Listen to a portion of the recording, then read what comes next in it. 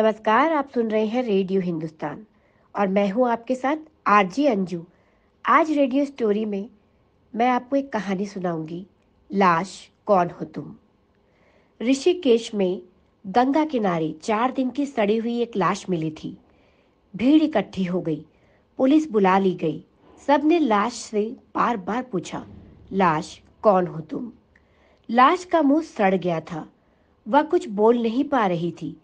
भारत में पुलिस के आगे जिंदे लोग नहीं बोल पाते। वह तो फिर भी लाश थी। हाँ, उसके कपड़ों ने बताया वह एक बूढ़ी बंगालन स्त्री थी। किसी ने कहा कि मुक्ति मिल गई, किसी ने परिजनों के लिए धिक्कार की गालियां गढ़ी। पुलिस ने चौकीदारों से लाश को तिरपाल में लपेटवाया और ले गई। चौकीदारों ने मन ही मन गालियां दी, ऐसी नौकरी तो साली दुश्मनों को भी ना मिले। पुलिस मुख्यालय में अधिकारी महीनों तक लाश से उसका परिचय पूछते रहे। बीच बीच में कुछ पत्रकारों ने भी पूछा, शहर की समाज सेवी संस्थाओं के लोगों ने भी पूछा, उस इलाके के नेताओं ने भी पूछा, पर कोई उत्तर नहीं मिला। इन सब ने मिलकर महीनों तक कड़ियां जोड़ी, जांच हुई, गायब हुए लोगों का पता किया गया, अंदाजे लगाए गए। अब लाश बोलने लायक हुई। लाश जानती थी कि यह जादुई यथार्थवाद का युग है, सो उसने बोलने के अनुरोध को स्वीकार कर लिया। इंस्पेक्टर ने अब की पूछा तो लाश सुगबुगाई। पुलिस को बल मिला। इंस्पेक्टर ने पूछा, बुढ़िया बता, किसकी लाश है तू। लाश बोली, वीणा दास को जानते हो दरोगा। कौन वीणा दास। मैं नहीं जानता किसी वीणा दास को। पद्मश्री वीणा दास, सुभाष चंद्र बोस के गुरु बेनी माधव दास और समाज सेवी कमला देवी की पुत्री वीणा दास। वही वीणा जिसे अंग्रेज गवर्नर को गोली मारने के कारण काला पानी की सजा हुई थी, जिसने सेलुलर जेल में 10 वर्ष काटे थे। है, यह कौन सी कथा है? कौन सी कथा है रे बुढ़िया? मैंने तो कभी नाम तक नहीं सुना। इंस्पेक्टर झुंझला गया था। लाश ठहाके लगाकर हंसने लगी। कुछ देर बाद बोली, कोई बात नहीं साहब, आजाद भारत क्यों याद रखे स्वतंत्रता संग्राम को। सुख के दिनों में दुख की कथाएं कौन गाए। अच्छा, तो तू ही बता दे उनके बारे में। सब एक साथ चीखे।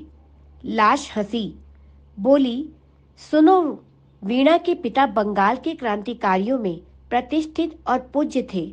उसकी माँ लड़कियों के लिए विद्यालय चलाती थी। बचपन से ही उसने सुभाष बाबू को अपने घर आते जाते देखा था और उनसे बहुत प्रभावित रहती थी। सबकी निगाह लाश पर जम गई।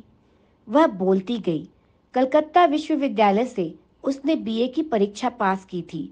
दीक्षांत समारोह के दिन ही उसने अपने जीवन को सार्थक करने का मन बनाया था। इस काम में उसके पिता और माँ दोनों उसके साथ थे। माँ ने जाने कहां से लाकर उसे भरी हुई पिस्तौल दी थी। विश्वविद्यालय में डिग्री बांटने के लिए गवर्नर स्टैनली जंक्शन आए थे।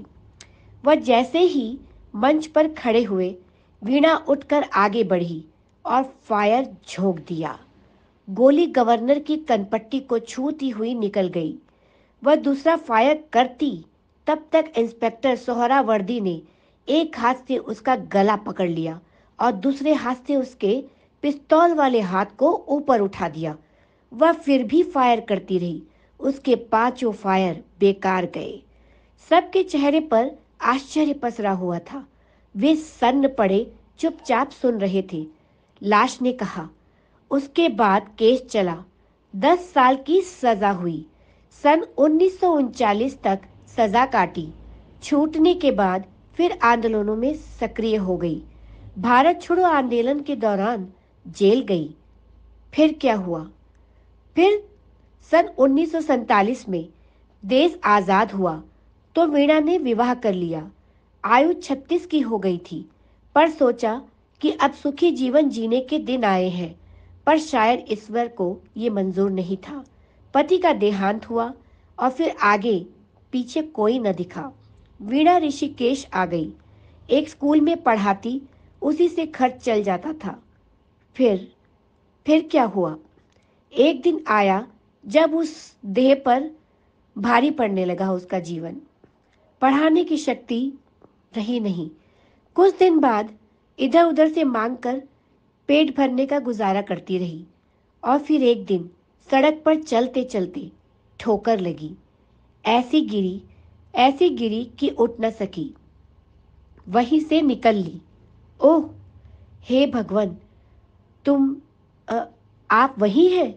हाँ जी, पर दुखी मत हो आप लोग। जब मैं दुखी नहीं तो तुम लोग क्यों हो रहे हो? मुझे मेरा देश बहुत प्रिय है। मैं यहाँ पर मर कर भी बहुत प्रसन्न हूँ।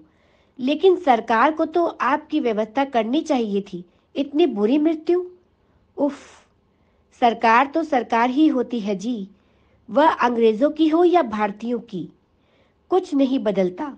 जिसे देश की जनता भूल जाए उसे सरकारें क्या याद रखेंगी। भीड़ छटने लगी। सब अपने अपने काम में लगे। लाश भी जला दी गई। पर इंस्पेक्टर के साथ कुछ गड़बड़ हो गया। वह जब भी अपने कार्यालय में टंगा भारत का नक्शा देखता तो उसे उसमें लाश की तस्वीर दिखती और तब उसकी आंखों में केवल लज्जा होती थी, केवल लज्जा। तो इसी के साथ मैं लूंगी अनुमति, लेकिन जाते जाते पानी बचाइए, सबको सिखाइए, पेड़ लगाइए, सबको सिखाइए। नमस्कार।